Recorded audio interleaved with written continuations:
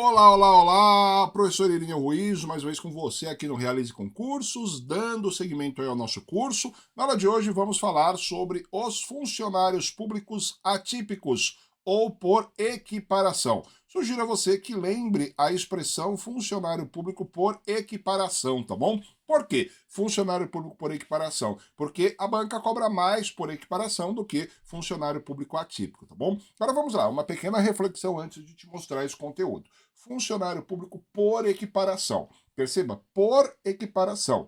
Se eu tirar do direito penal, ele não é funcionário, ele não é considerado funcionário público, mas, por equiparação, ele recebe o mesmo tratamento como se fosse. Então, perceba, essas pessoas, fora do contexto do direito penal, não são funcionários públicos, mas, para os efeitos do direito penal, eles são equiparados, ou seja, eles são considerados como se fosse funcionário público. Esse daqui é o nosso objetivo a estudar o artigo 327, parágrafo 1º, que está aparecendo aí na sua tela. Vamos lá?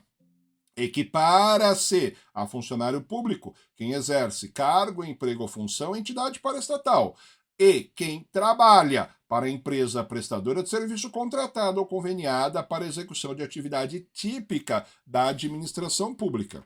Caraca, professor, muita coisa. Vamos lá, tem um princípio que o professor adora usar aqui nas nossas aulas, é o princípio Jack. O princípio Jack você corta por partes, é o Jack estripador. Vamos por partes aqui, vamos lá, dá uma olhadinha. Primeira parte aqui, ó, quem exerce cargo, emprego ou função, entidade paraestatal.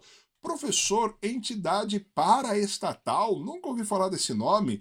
Perceba, eu tenho quase certeza que você já viu, inclusive eu acho que você já usou uma dessas figuras, uma entidade paraestatal, só que você não associou o nome ao local. Olha que legal isso aqui, ó. Conceito de entidade paraestatal. É uma pessoa jurídica de direito privado, sem fins lucrativos, que atuam ao lado e em colaboração com o Estado. Então, olha que legal. Ela é criada por lei. Essa entidade paraestatal é criada por uma norma. Existe uma norma jurídica, uma lei que cria essas entidades. A administração ela é feita pela iniciativa privada, ela se insere no mercado competitivo como uma pessoa jurídica de direito privado, mas só que ela atua ao lado e em colaboração ao Estado. O exemplo mais famoso que eu posso te dar aqui é o Sistema S. Sistema S, professor? Isso mesmo, dá uma olhadinha. Sistema S. SESI, SENAI, SENAC, SENAT e outros. Então vamos lá. SENAC, Serviço Nacional do Comércio, mão de obra qualificada ao comércio. SENAI, Serviço Nacional da Indústria. SENAT, Serviço Nacional do Transporte. O professor, quando era novo, eu tinha 15, 16 anos, meu pai me obrigou a fazer Senai, vai fazer curso, eu lembro até hoje, de torneiro mecânico no Senai, porque você precisa arrumar um emprego, alguma coisa. Foi eu e meu irmão junto fazermos aí as aulas no Senai, e eu confesso a você, eu não tenho vocação nenhuma para fazer isso, para mexer com máquina, essas coisas, não tinha vocação. E meu irmão adorou, meu irmão amava, tanto que ele fez vários cursos no Senai, eu fiz um só, e implorei pro meu pai, não gosto, não quero, pelo amor de Deus, não curto isso. Aí meu pai ali acabou vendo que eu realmente não tinha vocação e não trabalhei mais, não fiz mais isso, né? Fui exercer outras coisas. Então perceba, o sistema é essa entidade paraestatal, tá bom? Nosso grande exemplo. Então, peraí, alguém que ocupa cargo, emprego ou função, ele é equiparado a funcionário. Então, professor, peraí, você está me dizendo que, por exemplo, um funcionário do Senai, do Senac, um professor, um estagiário, ele é considerado funcionário público? Não, não é funcionário público, ele é equiparado a funcionário público, tá bom? Então não esqueça disso, eles são equiparados a funcionário público. Logo, qual que é a conclusão? Podem praticar os chamados crimes funcionais. Beleza? Tranquilão? Vamos avançando aqui no nosso conteúdo. Antes, eu preciso te mostrar um detalhe. Você percebe que na redação do 327, parágrafo 1º, ele fala para você, ó, execução de atividade típica da administração pública. Atividade típica. Então, quando nós olhamos para atividade típica, é aquelas atividades que guardam relação com o bem-estar dos administrados, que é aquilo que nós chamamos de bens públicos, tá bom? Os bens comuns, o bem de todos, o interesse coletivo. Então, só vale se for atividade típica. Logo, A contrário senso, não vale se for atividade atípica. Então perceba, a atividade atípica, ela não está prevista, porque é atividade típica. E talvez você não lembre disso, mas professor, como assim atividade típica, atividade atípica? Aí o professor vai ter que utilizar isso aqui da figura um pouquinho do direito administrativo, direito constitucional para te explicar isso aqui, ó. Nós temos aqui, ó, os nossos três poderes, nós temos aqui o poder executivo, peraí, o professor vai colocar até um pouquinho mais para o lado. Não, acho que vai ser muito aqui, peraí. Poder executivo, poder legislativo e o poder judiciário, tá bom? Os três poderes, eles vão exercer aquilo que nós chamamos de função típica e aquilo que nós chamamos de função atípica, tá bom? Então vamos lá, só para o professor prosseguir aqui. Quando nós falamos da função típica, essa daqui, ó, todos os três poderes exercem função típica. A função típica, ela também é chamada de função preponderante, de uma forma muito singela.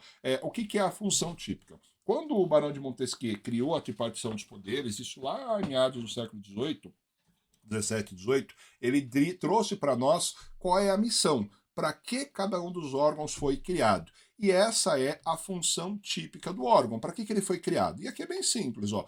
A função típica do executivo é administrar. A função típica do legislativo é legislar. A função típica do judiciário é exercer jurisdição. Ou seja, a administração administra, o legislador legisla, o judiciário exerce jurisdição. Jurisdição é a aplicação do direito ao caso concreto, tá bom? Então, o que nós vamos ter aqui, ó? Olha que legal isso aqui. A função típica, todos eles desempenham, é para que eles surgiram. Mas todos os poderes, eles também exercem função atípica, ou não preponderante. Essa função atípica, ela representa para nós algo que a administração está fazendo, do qual ela não foi criada para aquilo, mas ela precisa exercer. E aqui, bizu para você de prova, tá bom? A função atípica de um poder, ó que legal, a função atípica de um poder é atípica do outro. Então perceba, olha que legal, a função atípica do executivo é legislar e exercer jurisdição. Como o professor não consegue usar as duas ao mesmo tempo, o professor vai escrever aqui, ó, é legislar e exercer a jurisdição. A função atípica do legislativo é administrar e jurisdição. E a função atípica do judiciário é administrar e legislar, tá bom? Então, olha que interessante isso. A função atípica de um poder é atípica dos outros. Você viu? A função atípica de um poder é atípica dos outros.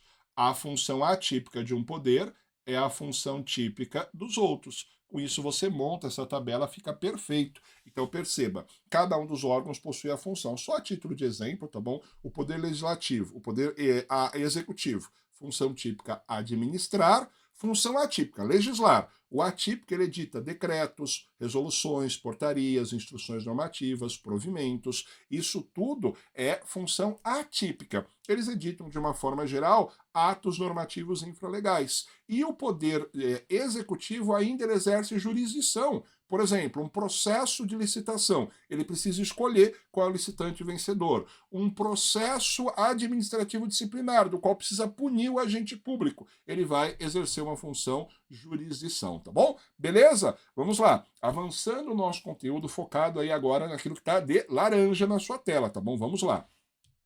Equipara-se a funcionário público quem trabalha para a empresa prestadora de serviço contratada para execução de atividade típica da administração pública. Vamos lá. Quem trabalha é o empregado, ou como modernamente chamamos, né, o colaborador. É o empregado, é a pessoa que trabalha por uma empresa. Mas qual que é a peculiaridade desta empresa? Essa empresa, ela mantém um contrato com a administração no exercício dessa atividade típica. Então, o que nós estamos falando? Que essa empresa privada que presta um serviço público, ela recebeu em delegação do Estado essa atividade típica. Ou seja, existe uma concessão, uma permissão ou uma autorização de serviço público. Ela exerce, ela recebe por meio de um contrato, uma atribuição da administração. Ele vai exercer essas atribuições. Professor, me dá um exemplo aqui, me dá um exemplo. Vamos lá. Coleta seletiva, coleta de lixo.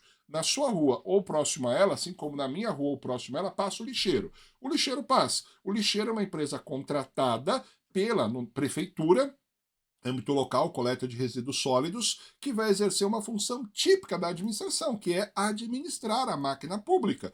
Agora perceba, para os efeitos penais, o nosso motorista do caminhão do lixo, o lixeiro, ele é considerado funcionário público por equiparação. Ele equipara-se a funcionário público. Qual que é a conclusão? Logo, essas pessoas podem praticar os crimes funcionais. Então, peraí, professor, peraí. O lixeiro, o motorista de ônibus, o motorista do ônibus, também é atividade típica, podem ser equiparados a funcionários públicos a efeitos penais? Podem. Logo, eles podem ser, por consequência lógica, autor dos crimes funcionais, tá bom? Então, quando o lixeiro passa próximo à sua casa, no final do ano, se você mora em casa, ou dependendo do condomínio, se for condomínio de casas, você provavelmente você vê o lixeiro. Prédio é pouco provável, mas você já deve ter visto em algum momento o lixeiro passando aí próximo ao final do ano. Cadê a caixinha do lixeiro? Ó, a caixinha do lixeiro! O lixeiro está solicitando uma vantagem devida. O lixeiro, nesse momento, pelo menos em tese, presente o dolo, ele está praticando corrupção passiva. E ele pode responder por isso, porque ele é funcionário público por equiparação, tá bom? Vamos lá, avançando ainda no nosso conceito, ó. Equipara-se a funcionário público quem trabalha para a empresa prestadora de serviço conveniada para execução de atividade típica da administração. Então, a primeira é contratada, essa é conveniada. Então, existe um convênio entre a administração pública e essa empresa privada. Então, nós temos um negócio jurídico que é celebrado entre a administração e empresa privada quando os interesses são paralelos e comuns. Nesse caso, a empresa tem um convênio com a administração para exercício de uma atividade típica que pertence à administração. Por exemplo, você tem aí um convênio entre a prefeitura e uma escola privada para fornecer vagas para creches. Isso é um convênio. Existe uma atividade a paralela, uma atividade afim entre ambos, do qual existe um convênio entre a administração pública e a iniciativa privada, tá bom?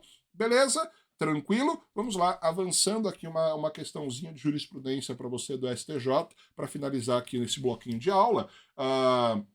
Somente após o advento da 9983 de 2000, que alterou a redação do 327 do Código Penal, é possível equiparação de médico de hospital particular conveniado ao Sistema Único de Saúde e a funcionário público para fins penais, tá bom? Então vamos lá. Esta lei aqui, ela alterou a redação 327, tá bom? Para nós aqui não importa. Eu preciso que você lembre isso aqui, ó.